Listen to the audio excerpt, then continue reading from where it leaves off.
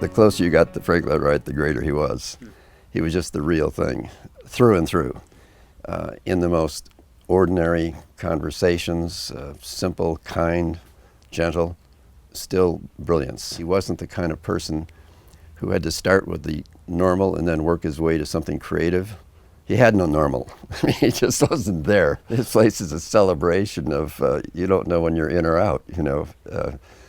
A very welcoming sense of light and air and just the canopies stretching out, sort of embracing the welcoming gesture before even inside, and when you're inside, you're not even sure you're inside. Well, welcome to the Harold C. Price home, now known as the Tatum House. My name is Frank Henry. I'm the Studio Master Emeritus of the Frank Lloyd Wright School of Architecture. And this morning, I would like to take you on a journey through one of the great pieces of modern architecture, the Harold C. Price residence of 1955 in Paradise Valley, Arizona. A special space in the beginnings of this journey is the entrance, and Mr. Wright was always aware of the entrance, that hesitation that people make before they enter the house. And here he has a display of water, which was a symbol of the desert.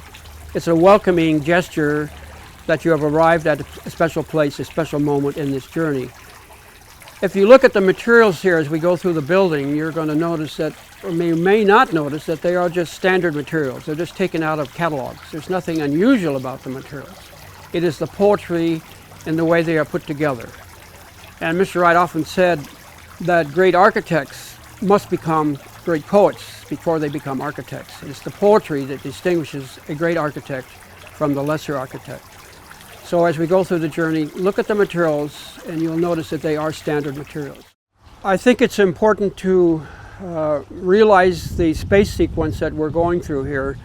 Frank Lloyd Wright was always very conscious of these moments and where you stop and where you start and focal points. And this is one of the focal points of the building. It's the entrance. Now we've come down a long, narrow space where he is compressing the space horizontally. And now he's about to release you into this large space of the atrium. So it's about, architecture is about space. Very much about space, as Frank Lloyd Wright would say.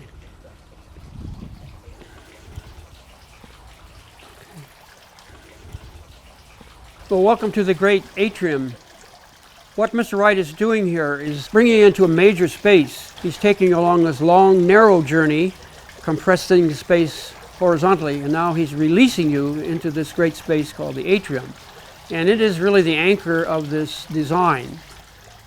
It connects the living room, dining room spaces to the right, and the bedroom wing to the left, which we will see later. But if you look here, you see all the materials. You see all of the grammar here in one space. If you look to the floor, you see the grid system, the 4-foot square, which is the horizontal unit system. As you look to the columns, you see the vertical unit system, which is the 8-inch square, as you see, is going up 8-inch dimension. The materials are standard materials taken from catalogs. It's a steel frame. It's floating over these giant, as you might think, concrete columns, giving you a sense of shelter, and that's what Mr. Wright was trying to do here. It is an outdoor space, which you literally have to go outdoors to go from the living room to the bedroom wing, but it is, in Arizona, you can get away with that. And Mr. Wright designed up 3 other homes, which have the same kind of approach to living in the desert. Let's take a look at one of these great columns that supports this atrium roof here. A great building can be designed, but it has to be built by a great contractor. And Mr. Price and Mr. Wright were fortunate to have a great contractor in the construction of this building. Haskell Colwell, who was a contractor in Oklahoma City, was chosen as the contractor on the Price Tower, which was in construction at the same time. And he was invited here to Arizona to work on the work of Frank Lloyd Wright here in the Price home. Precision is rarely achieved in architecture, but if you look at these columns, which are rather unique in the fact that each layer is 3/8 of an inch wider than the one that was previously, and each direction, that leaves you little chance to put a plumb column, so you have to be precise in your construction. And Mr. Colwell was. If you look at the columns, you'll also notice that the vertical joints are flushly covered. the horizontal joints are raked. This was a device that Mr. Wright used early on in his career. It gives a horizontality to the building, in which Wright was trying to tie the buildings into the natural landscape. While I'm here by the column, you of course see the screen here, which is designed by Eugene Masselink. Let's take a look at one across the way here. Let's take a look at one of these screens that I mentioned earlier. The screens are not only a piece of art, they're also a very functional element as part of the atrium. They control the wind that comes through, they control the light that comes through, they can operate at the will of the owner. The artwork is the work of Eugene Masselink, and Eugene Masselink was Mr. Wright's secretary. Eugene was also a great graphic artist and worked with Mr. Wright not only on this building but on several other buildings designed by Frank Lloyd Wright. What you see here is geometry, and Mr. Wright's architecture was about geometry. So Eugene is abstracting that geometry into these beautiful panels that you see here that add to the building in a very rich way.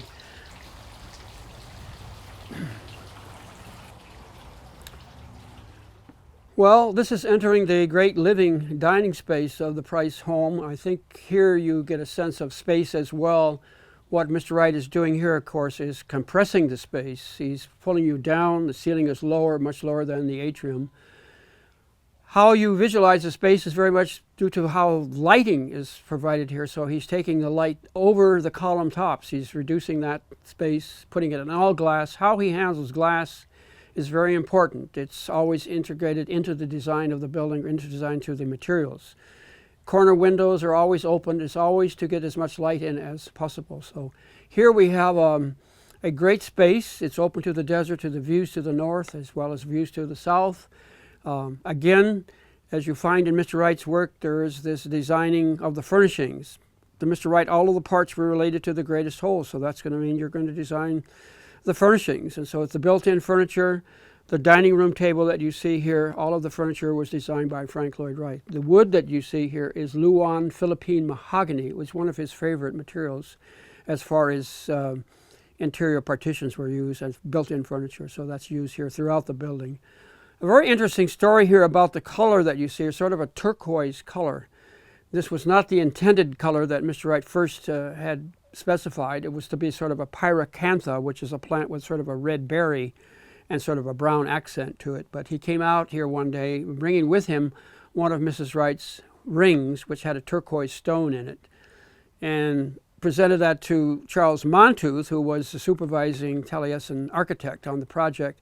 And Mr. Wright said, "I've changed my mind. I think this turquoise color will be much more applicable with the color of the concrete block." So that was used here throughout the furnishings, as you see here. Also copper was used, as well as brass fittings, as well as you see in the lighting fixtures.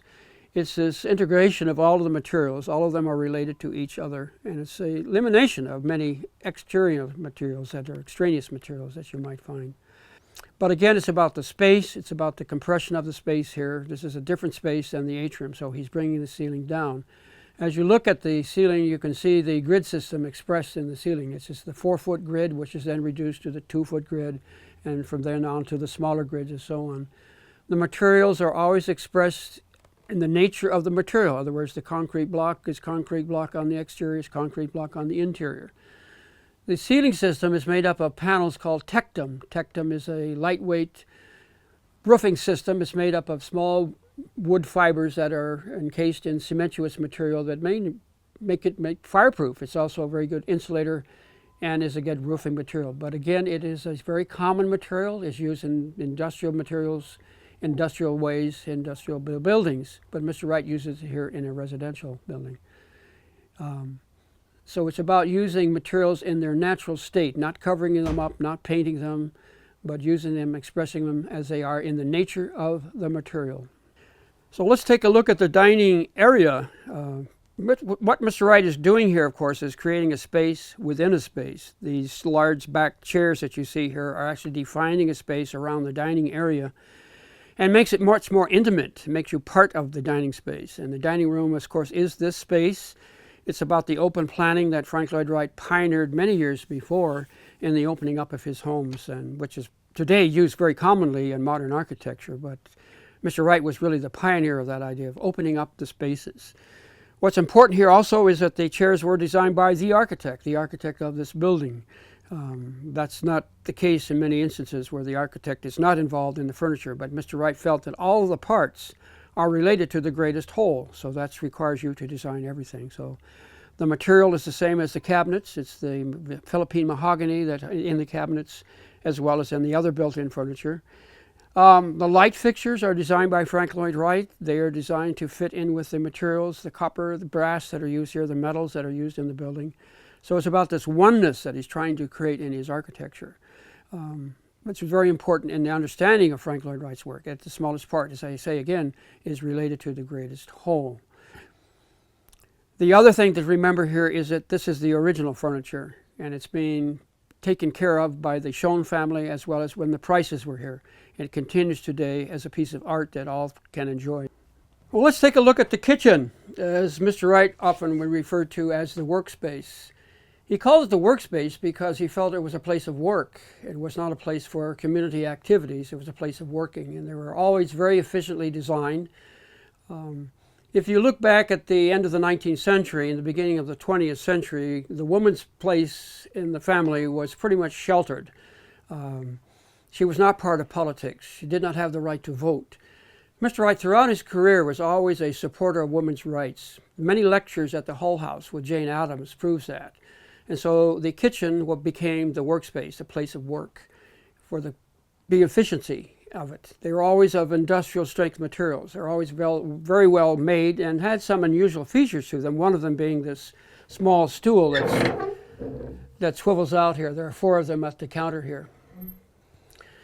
Industrial materials were used, for instance, on the counters. They were used in the appliances. It was always the best quality in his designs. Again, the cabinet work is of the same material, the mahogany that was used in the living room, dining room, and used throughout the building.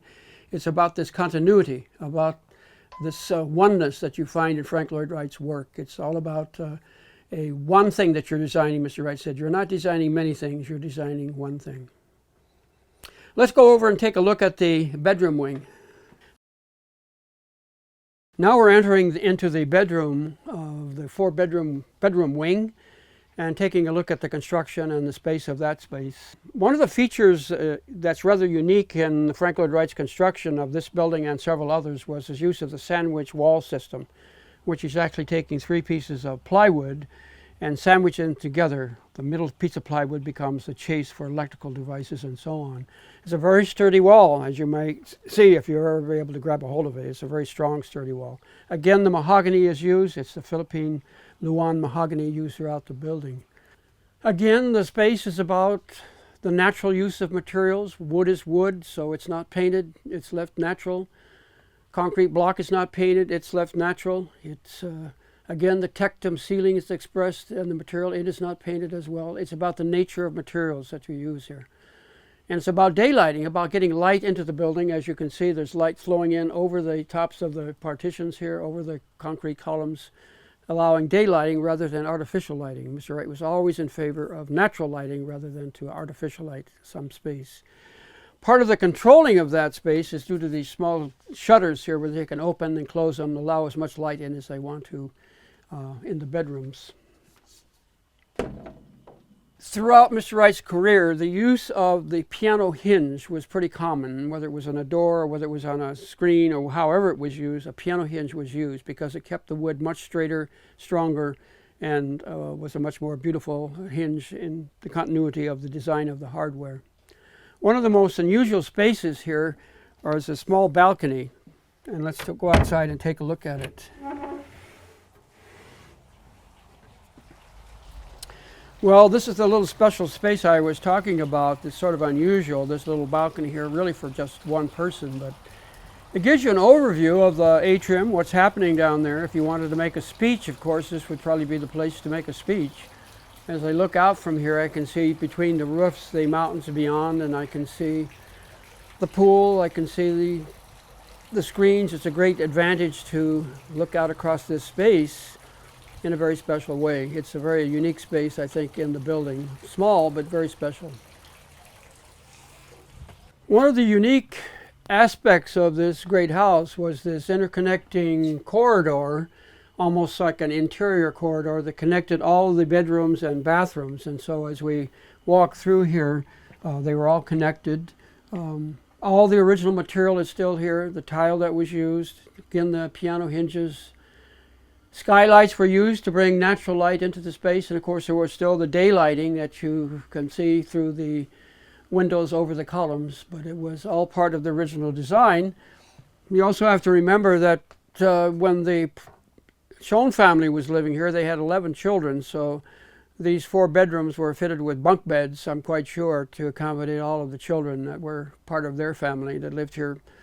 Almost 30 years, I think, they lived in these spaces. But again, this continuity. Each room is the same materials, same solution. The paint is not used. It's always the natural material that is expressed in the spaces. So let's take a look at the larger bedroom.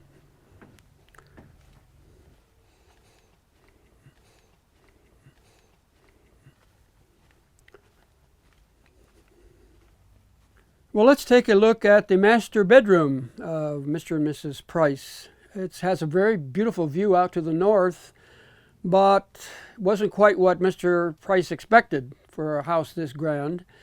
To him, it was too small and also didn't have enough closet space. And that was mentioned to the architect, Mr. Wright. And so Mr. Wright responded to that by creating another space about 3 or 4 years later, and we'll take a look at that. So follow me.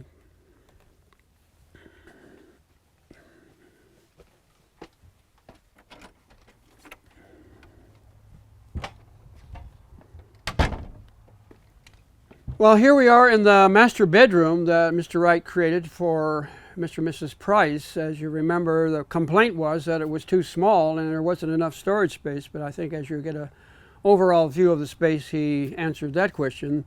Much bigger, a lot more storage space. The original area that the master bedroom occupies today was originally the outdoor play yard for the grandchildren, but as they grew up, left, and didn't visit as often, this became a place where they could add on to the master bedroom. So this was completed about 2 to 3 years after the original house was completed.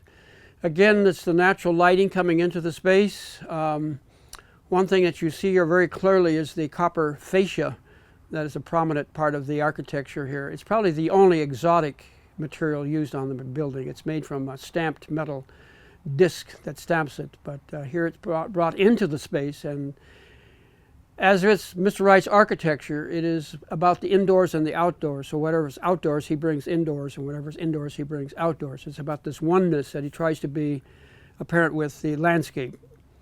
So it is a grand master bedroom for anybody. Behind me is a large master bathroom.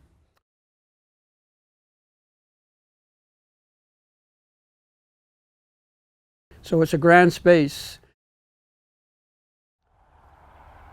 As we approach the sunlight, I noticed a shadow here on the wall, and it reminds me of some of the remarks that Mr. Wright said several times. It's about the shadows that buildings cast that are very important, and here you see one that's cast by the stamped copper fascia.